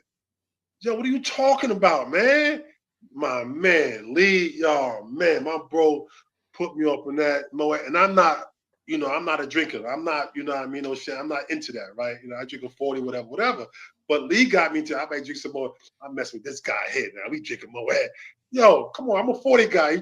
But that was Lee, though. Lee, anybody will tell you that, I'm like, no, Lee gonna get the Moet. We had St. John, me and Lee the other day. Lee, what are you doing? I got the Moet, So we just go Lee, Like, what's wrong with this dude, man? But where you get that from? Chris and Walt. That's what they doing. That's you ain't Walt, kid. You ain't Walt and Chris, nigga. Knock it off, dude. It's hilarious, man. Lee, it was so funny. But that was my guy, man. That was my dude. You know what I mean? Even him cooking in the crib, man, one of his favorite meals, he had cook stuff, get the macaroni, the beat shells and all that, right? Yep. Because we living off campus, so we got apartments, right? That's a fact. Lee get the macaroni, Velveeta shells, got the broccoli, and got the fried chicken. That was gourmet dinner for us. You know what I mean? So if Lee trying to press somebody, if he's trying to press somebody, chill. I'm uptown somewhere. Come back later, kid. Chill, relax. He on the stove, he's chefing it up, and he got what? He got the Moet. Okay, LG. All right, I know what you're trying to get. I know what you're getting going on, Cat Daddy. I know what you're doing. I'll see you later, fam. But that was my bro, man. And it's so funny. You're talking about, living in spirit. He got me doing that. He had me cooking that. One of my, that's my go-to meal. You know what I mean? The mojita shells and, you know what I mean? And the fried chicken and the broccoli. You don't mess with Lee. But that was my dude, man. That was my broski right there, man. And it's crazy being roommate. Man, we used to fight like crazy, man. Lee used to talk that joint. Go get the ball. Go get the ball. All right, I'm going to get the ball. He's on the court. I'm laying his tail out. You want to fight me and all? I'm like, all right, just throw the hands up. Yo, Lee, you don't want none of this, man. You don't want none of this. Lee. Like, I'm going to knock you out, man. But we get to the crib, what we doing? Yo, crack them 40s, man. Yo, that was us, man. That was me and Lee, yo. That was us, man. That was Lee. That was my guy right there, man. That was my guy, man. And Lee wore that St. John's badge with honor. Trust me. They don't call him El Dorado for nothing. You know what I mean? El Dorado, you know what I mean? That was my guy, though. Mr. 55th. Mr. Entertainer right there. That's the man. Big time. So you finish up St. John's. You go play overseas. How was that experience for you? And what country was your favorite country to play in? Oh, man. Australia was the favorite country I played in because a couple of things. It was just the transition was a lot easier with the speaking English. The competition was off the chain in Australia, like Adrian Brash, Darryl McDonald, D-Mac from Harlem. Yep. D still live in Australia. He's still out there. Yep. He was on the show as well. It's my guy, D. Yep. Yeah. D. I think what's my man, Ricky Grace. We had a lot of, like, a couple of NBA guys was out there playing. I had a great time out there. That was built some relations so crazy, man. I speak to some of the guys, probably on social media. Some of the guys tell me, some of the Australian guys was like, yo, my point guard told me, he was like, Lamont, I ain't never played nobody like you. They was like, yo, you bringing every day, man. This is my point guard, out there, Australian guy. He was like, man, I love playing with you. You know what I mean? He was like, nah, I got 2-3 people on me, and I'm still dominant. And then when I go out there, I'm playing more of a outside. You know what I mean? I'm playing a 4, but come out here. You know what I mean? I'm shooting a 3, going by you, I'm dunking on you. You know what I mean? Stuff like that. So it was a crazy experience, man. It was a crazy experience for my family because at the time, LJ was with me, and then my son after him, because Sean was going to be born out there. He was planning on being born, but I got hurt, and then I couldn't stay out there, man. When I got hurt, I just couldn't. I get my emotions. I was just such a sore loser, man. It's about being a competitor. Right. I'm a real strong competitor and stuff like that. And then I couldn't play on one leg, man. And then, I had a microfracture. Basically, kind of the same thing like Mashburn had. It's different now because some guys can still play on that. You get it fixed like that now, yeah. Medicine is totally different. And that kind of like, it was a wrap for me then. I still try to play a little bit more, going to Portugal and stuff like that, but my knee wasn't really, you know what I mean? It just couldn't hold up. It was a wrap. And it's so crazy because I never had no knee problems in college. I never got hurt in college or nothing. Never. No injuries, nothing. Besides one time just breaking my foot during the summertime, during the summer league, but then getting to college and kind of getting that right. You know what I mean? So forth. So that was one of the best experiences playing over in Australia. How was your transition from playing basketball back into the real world? I think it was a cool transition for me, emotionally wise and mentally, because I was, again, my high school coach taught me a valuable lesson. And what he taught me was, one, always be diplomatic, right? And don't believe the hype. And then having a coach like a Hall of Fame like Coach Connecticut, never get too high, never get too low in life. It's lonely at the top. It can be lonely at the top, right? That's a fact. And how that transition in sports, transition in life is a very vital part in being able to make that, transition after playing.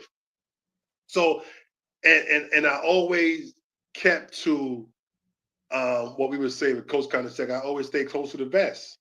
I always stay to what I know. You know what I mean? I never never got out of myself. I never thought that I was bigger than someone else. You know what I mean? Of course, you have to have an ego to achieve things in life, right? But it got to be a healthy ego. It doesn't make you better than someone else. You know what I mean? You have to have a healthy ego because you wouldn't achieve what you achieve in life if you don't have a healthy ego. You know what I mean? So, and I always understood that. I always, understood no matter what you go through in life, man, we all go through the same. Life is a graph. You can go up and down. But the most important thing is you got to be sturdy. You got to be level-headed. Because if you're not level-headed, man, life can beat you up. And that's one thing I've learned, man. I teach that, like, I got sons. I got a daughter that I teach them, and not just teach them, they see it through me. They see daddy go through ups and downs. They seen it, but they see daddy always stay sturdy and always be honorable. You know what I mean? My Uncle Charlie always, he said he got this saying of, fish and chips. What that mean? Uncle, what are you talking about fish and chips? Fish and chips is someone that's not honorable. You know what I mean? Never be fish and chips. You know what I mean? I learned to always be someone who's a stand-up guy, someone's honorable, because I know myself. And no one can take that from me. You know what I mean? No matter what I go through in life, man, no matter what I go through, always be stand up. Do things, stand up. People they're going to respect you more. Never compromise yourself for anything. And that's something I can always stand. I can walk the streets and always stand up. No matter what I go, I can stand with my head high because I would never compromise myself for anything. You know what I mean? No one can say that. So when people look at you in the eye, they're going to know this guy's a stand-up guy. You treat people, with respect, and you treat people like you want to be treated. So that transition and having those lessons from Coach Connecticut and Coach Frazier always taught me that. You know what I mean? So that transition was, my man, get it together, man. That's just part of your life. That's not who you are. That's just something that you did.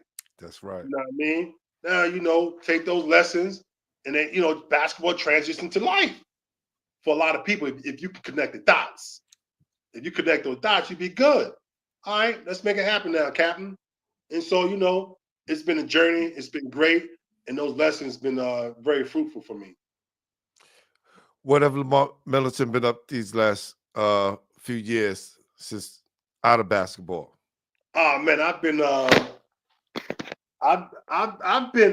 in the tech space, man, for the last few years, man. I've been in the tech space, in IT. I'm loving that. What I can say about it, if for the younger generation, give them some to leave. Some, if there's anything, a couple of things I want you to, leave this conversation with. Get into the IT space. Get into it's not enough of people of color in the IT space. You know what I mean? You have to, as I tell people, for me, you gotta nerd up and make it happen. Say that again. You gotta nerd up and make it happen. And there's nothing wrong with that. So that means getting the books and making it happen and doing something. Because it can be a great opportunity. You can do it for the rest of your life. You're gonna always need that. Everything we do, these phones, everything we do is all connected to a switch or a router or a computer. Everything we're doing now. I don't care what you're doing. You can't do it without without IT being involved. Your lights, everything we're doing, the way we function in this world, everything is IT. It all goes back to a computer somewhere.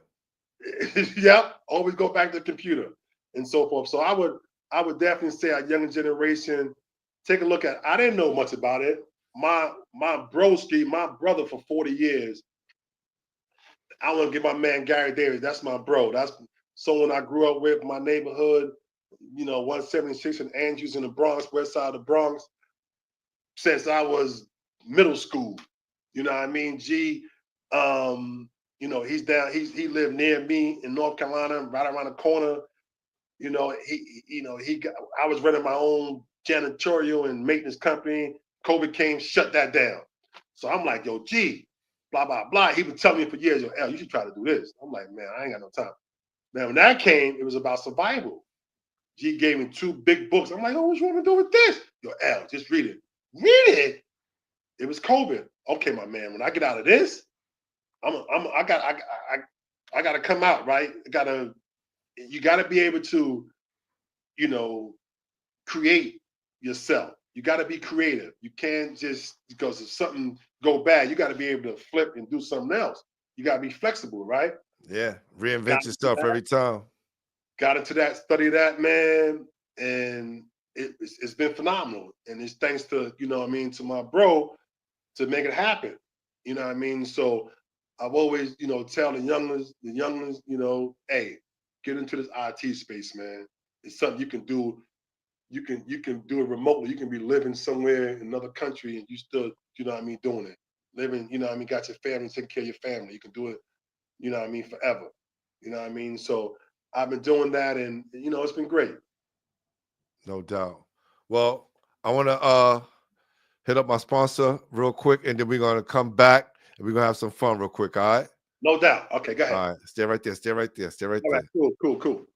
One of the great things about EEP law is in our community partnerships, the relationships that we build with people who really care about our community, with people who hold high value in giving back, with people who are pillars in their community.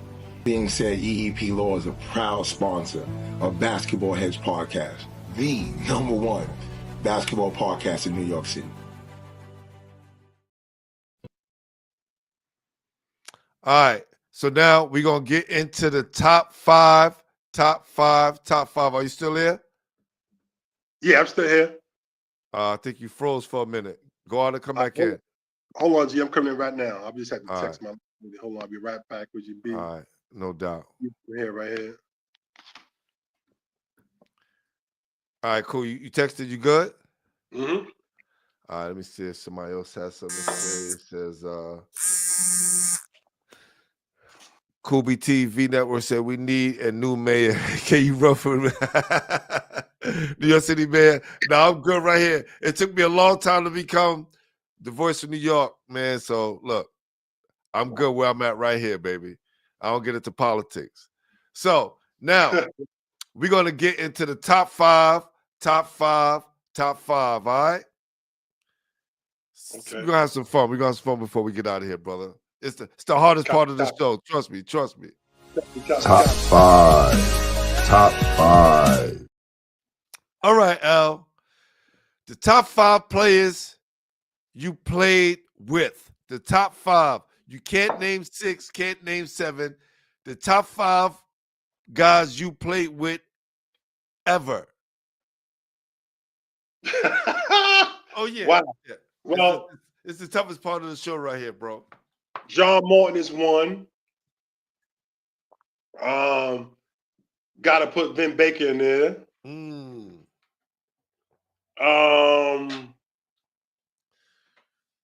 Got to put Denzel Vaughn. Got to put Predator in there. That's 3. Damn.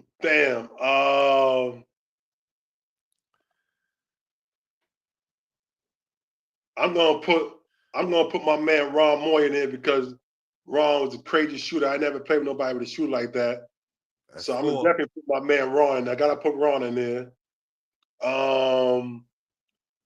And I gotta put Malik in there. 5 for sure. Kubi TV, what up, Kubi? I see you, brother. I see you. All right. Man. Top 5 guys you played against. Wow. Grant Hill was one. I'm gonna say Grant Hill. I'm gonna say Alonzo.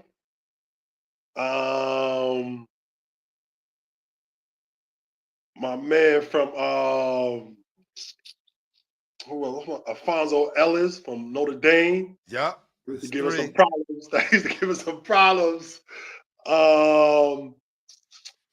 I'm gonna also say, I'm gonna say D Mac. D Mac used to give us some problem in Australia. I'm gonna say D Mac. And MVP out there as well. Yeah, for sure. Yeah. I'm gonna definitely say D Mac. That's 4. You got one more.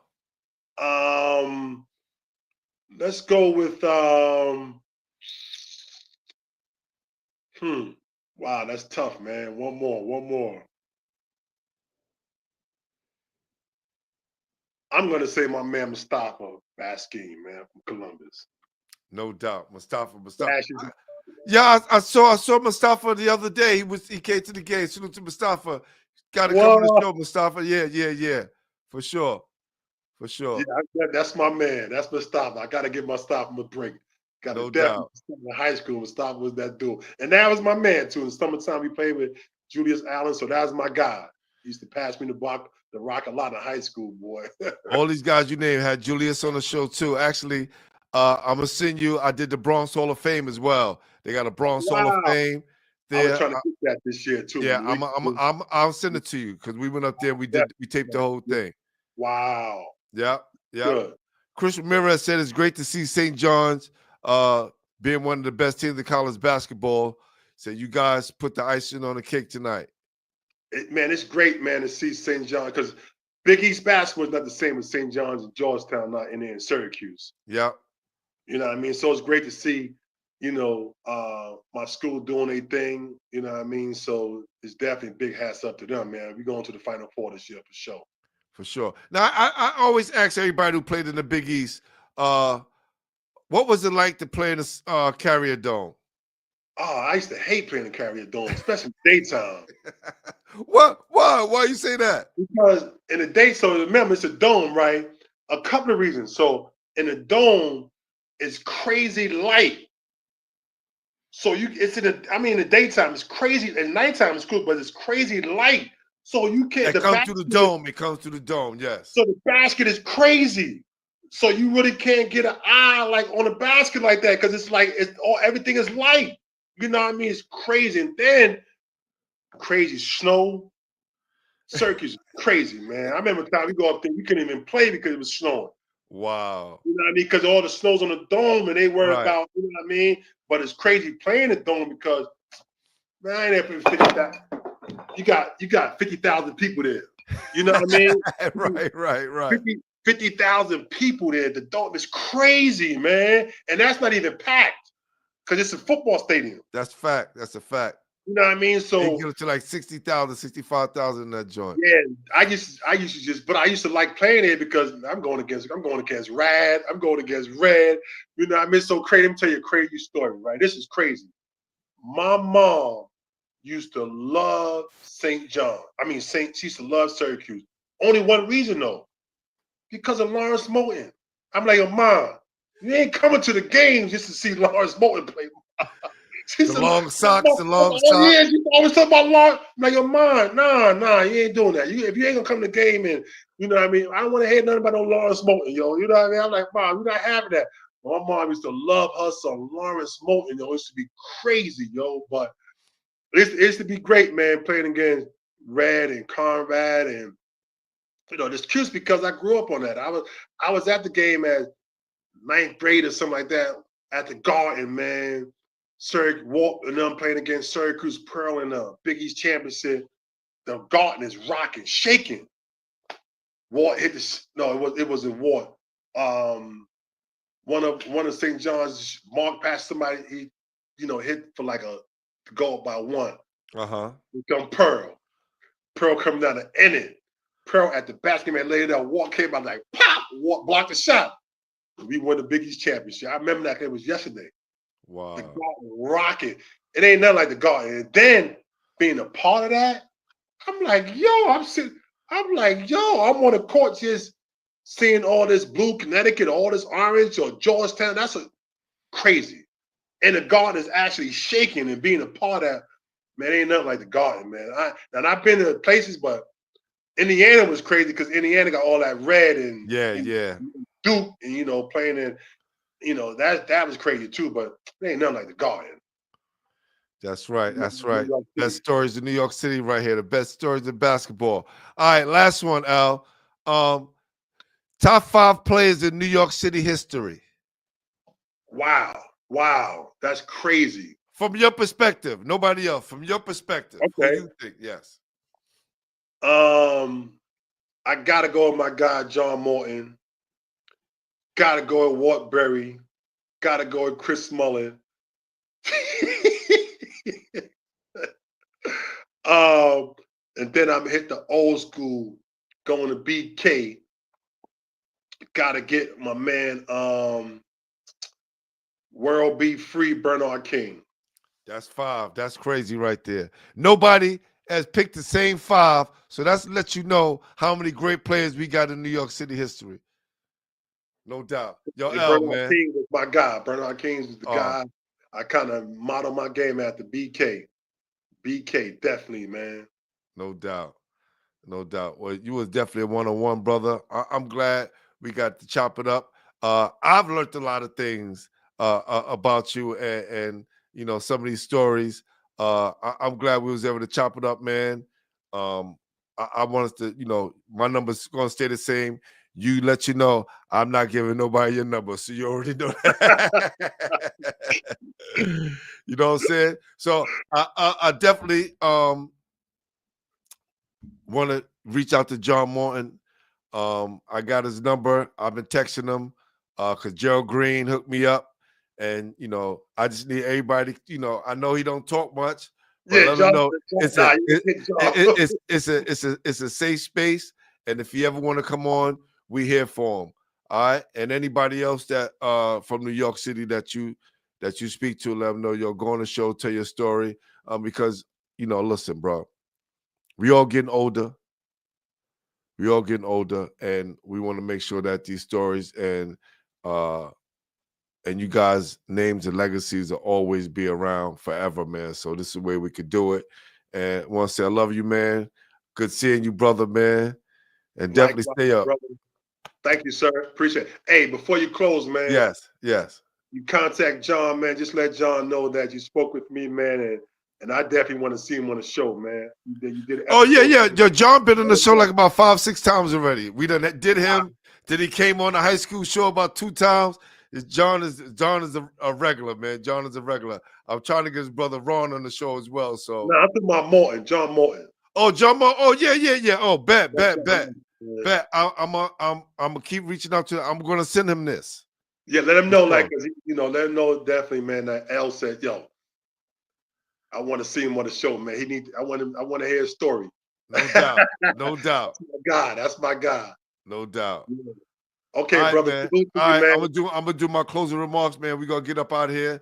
Everybody, Walton legend, St. John's and Hartford great, New York City all-time great. Give it up, my guy Lamont Middleton.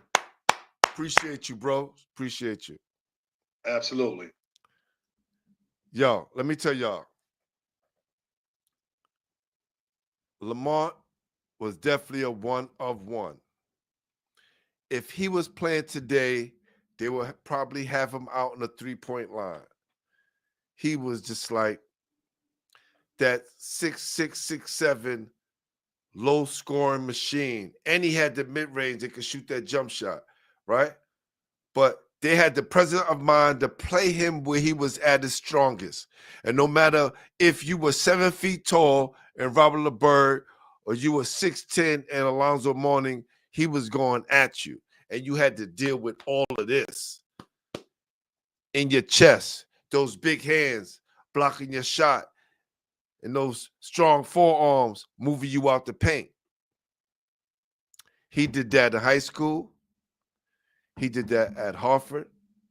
He did that on the major level at St. John's, and he did that overseas. And no matter where he played, everybody knows that Lamont Middleton was a beast. So for everybody out there, all my basketball heads, I appreciate y'all. Listen, let's spread this content. Make sure you subscribe to the show. It costs you nothing. Just hit that subscribe button. This way you get caught up with all the latest games, the high school podcast, and we got some more things that's cooking, and more basketball heads show, baby. Y'all know what it is. Glenpool Harding, Basketball Heads Live Podcast, the official home for New York City basketball. Peace. We about to be out of here. Check out the new sponsor, for High School Basketball Weekly. I Pray Clothing. You know, clothing that fit for the culture and is about the culture. So if you stay prayed up, make sure you wearing the I Pray Clothing / Brooklyn. Y'all know what it is. Glenn Poole Harding, Basketball Heads, High School Basketball Weekly. Y'all ready? What's up, world? It's your boy, Glenn Poole Harding. We in Brooklyn. Best Star, that is. At the world's famous Tom, Dick, and Harry's. Y'all know what it is, man. So crazy, it's what I live for. Crazy, It's so real. Fuck 'em. I've been making moves on a poppy. You with it, then copy. Or be a doormat, cause your format is sloppy. And he's so amazing. Angels is hating. Dudes losing patience. Fuck 'em, keep waiting. Tard is the gift. 709 Broadway. You're gonna go check out my guy, Benny Blanco. The #1 tattoo gallery in New York City. You heard? Let's go upstairs and check it out.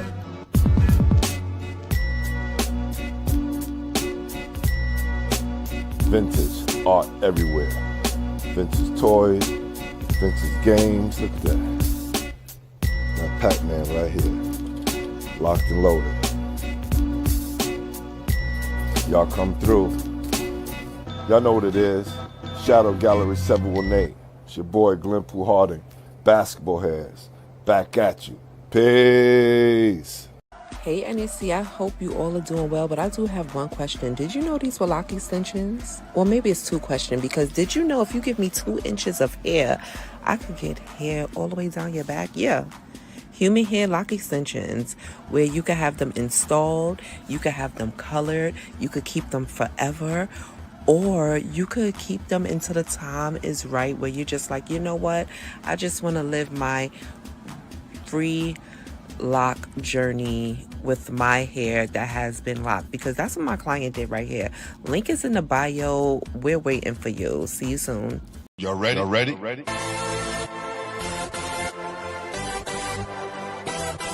Yeah.